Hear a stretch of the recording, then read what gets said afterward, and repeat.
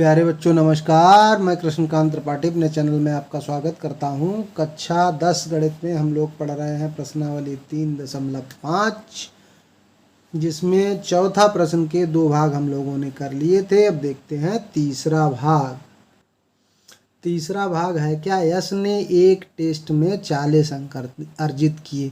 कोई लड़का यश है जिसको एक टेस्ट हुआ, उसमें 40 अंक मिले। प्रत्येक सही उत्तर पर उसे 3 अंक मिले और गलत उत्तर पर उसका 1 अंक काट दिया गया। यदि उसे सही उत्तर पर 4 अंक मिलते तथा अशुद्ध उत्तर पर 2 अंक कटते तो उसे 50 अंक मिलते। टेस्ट में कितने प्रश्न थे, ये है। तो जितने प्रश्न रहे होंगे उसमें उसने कुछ सही किए, कुछ गलत किए। तो हम लोग क्या मानेंगे, सही उत्तरों की संख्या और गलत उत्तरों की संख्या मान लेंगे। तो मान लेते हैं, माना यश ने सही उत्तर दिए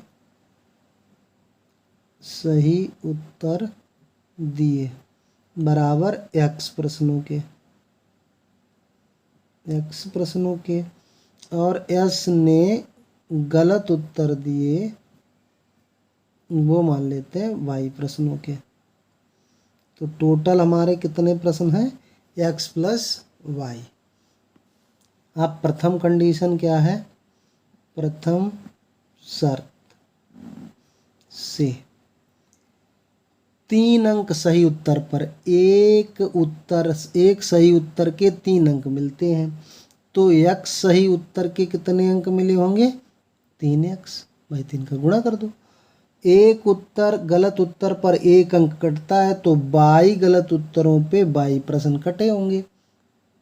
22 उत्तरों की कटौती की गई तो उसे अंक कितने मिले, उसे अंक मिले 40। अब चूंकि ये प्रश्न जो अंक मिले हैं वो काटे गए अंक, तो ये क्या करना है, ये सही उत्तर है, ये गलत उत्तर है, तो हमको माइनस लगाना है बीच में। समीकरण बन गया एक। दूसरी शर्त क्या है, दूसरी शर्त वो कह रहा है कि अगर सही उत्तर पे 4 अंक मिलते तो उसके अंक कितने होते, 4x, और गलत पे 2 कट जाते तो 22 गलत प्रश्नों के 2 22 कट जाते तो ये 50 हो जाता। ये समीकरण हो गया 2। अब हम इसको हल कर लेंगे। आप परीक्षा में जो विधि आपको सबसे सरल लगती हो उस विधि से इस सवाल को कर देंगे। हम इसे वज्रगुणन विधि से कर दे रहे हैं। तो क्या होगा, x अपान, तो x के पद छोड़ के y का गुणांक -1, 50 में गुणा होगा तो -50, फिर बीच में -2 का गुणा 40 में होगा तो -80, तो माइनस माइनस प्लस हो गया। y अपान, तो y का गुणांक छोड़ देंगे, 40 चक्कू 160 माइनस 50 दिया 150 हो जाएगा, बराबर लगा हुआ है तो क्या लिखेंगे, -1। अब ये छोड़ देंगे अचर पद, 3 का दूना -6, ये -2 का गुणा, और फिर -4 एकम 4, तो ये प्लस हो जाएगा। तो ये क्या हमको मिला, x/30 बराबर y/10 बराबर 1/2। ये माइनस का 2 बचेगा तो माइनस माइनस कट जाएगा, 1/2 हो जाएगा। प्रथम बात तृतीय पद से क्या हो जाएगा, तृतीय पद से x/30 बराबर 1/2। तो x जब निकालेंगे तो 30/2 यानी कि 15। और द्वितीय व तृतीय पद से अगर करेंगे तो y/10 बराबर 1/2। तो x का मान क्या हो जाएगा, y का मान क्या हो जाएगा, 10 उधर जाएगा तो 10/2 यानी कि 2 पंचे 10। यानी कि उसने सही प्रश्न किए थे 15 और गलत किए हैं 5। तो कुल प्रश्न हमसे पूछे गए हैं टेस्ट में, कुल प्रश्न कितने थे, तो कुल प्रश्न हमारे थे x+y सही और गलत, यानी कि 15 और 5 20, यही हो गया हमारा आंसर। सवाल समझ में आ गवा है तो वीडियो काहे नहीं लाइक कर रहे हो भैया। चौथे का चौथा भाग है, एक राजमार्ग पर दो स्थान ए और बी हैं जिनके बीच की दूरी 100 किलोमीटर है। एक कार ए से तथा दूसरी कार बी से एक ही समय चलना प्रारंभ करती हैं। यदि ये कारें भिन्न भिन्न चालों से एक ही दिशा में चलती हैं तो वे 5 घंटे पश्चात मिलती हैं। यदि वे विपरीत दिशा में चलती हैं तो वे 1 घंटे पश्चात मिलती हैं। दोनों कारों की चाल ज्ञात कीजिए। तो हमें क्या पता है कि ये दो स्थान हैं, इनके बीच की दूरी है 100 किलोमीटर। एक कार यहाँ से चलेगी, एक कार यहाँ से चलेगी। पहले एक ही दिशा में चलेंगी तो 5 घंटे बाद मिलेंगी, फिर विपरीत दिशा में एक यहाँ से चलेगी, एक यहाँ से चलेगी तो 1 घंटे पश्चात मिल जाएंगी। तो हमसे पूछा गया है कारों की चालें। माना ए से चलने वाली, ए से जो चलती है कार, ए से चलने वाली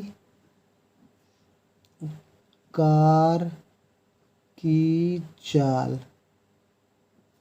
बराबर x किलोमीटर प्रति घंटा।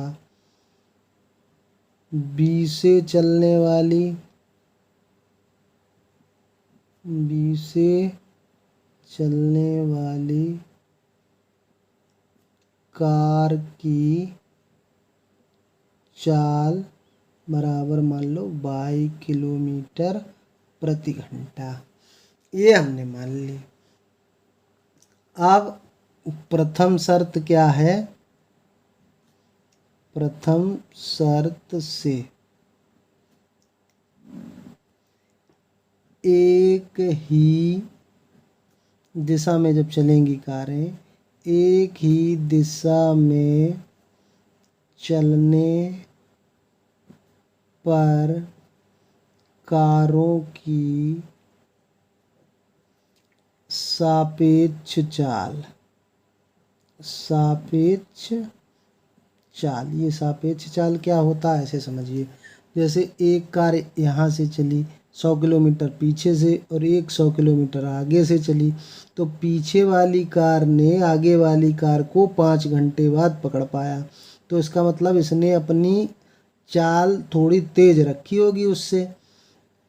अब कितनी, जितना ये कुछ चाल से चल रहा है उसमें से इसकी चाल जितनी उसकी चाल है उससे कम करके फिर इसने और कुछ ज़्यादा उससे बढ़ाई, तब उसने पकड़ पाया। तो सापेक्ष चाल का मतलब क्या हुआ कि इसने कितनी ज़्यादा बढ़ाई। तो ये x से चल रही थी और उसमें इसकी चाल घट गई, तो इस चाल से उसने उसको पकड़ पाया। तो सापेक्ष चाल ये हो गई। तो सापेक्ष चाल ये हो गई और हमको सूत्र पता है कि चाल बराबर होता है दूरी बटे समय। ये कक्षा 7 से हम लोग पढ़ते चले आ रहे सूत्र। अब दूरी हमको चलनी है कितनी, 100 किलोमीटर। चाल क्या रहेगी, समय 5 घंटा है और चाल हमारी है x माइनस वाई। तो इसका मतलब 5 से काट दिया हमने, 20 हो गया, यानी कि x माइनस वाई बराबर 20। यानी कि दोनों की चालों का अंतर हमें पता चल गया कि 20 किलोमीटर प्रति घंटा है, तभी तो 5 घंटे में उसने 100 किलोमीटर दूरी तय कर पाई। अच्छा, दूसरी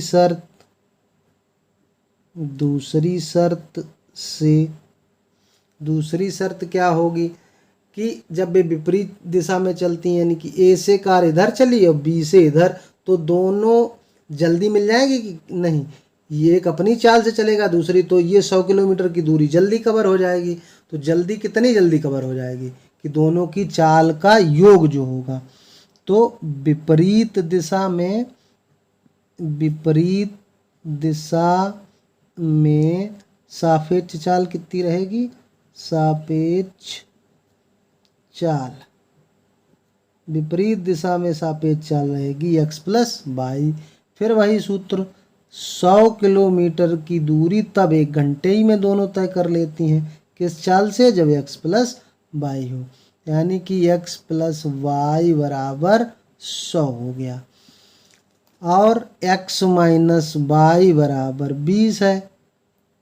ये समीकरण 2 है हमारा, ये समीकरण 1 था।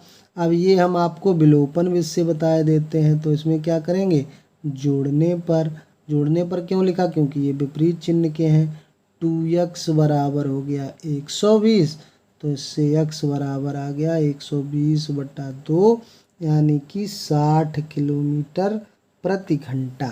कौन सी? जो ए से चलती है वो 60 किलोमीटर प्रति घंटा से चलती है।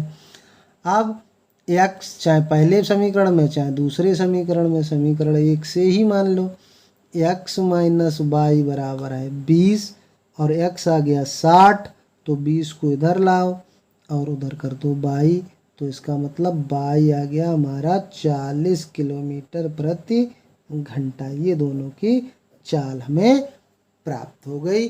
एक पार्ट और इसका बचा हुआ है जिसको हम अगले वीडियो में देखेंगे। धन्यवाद।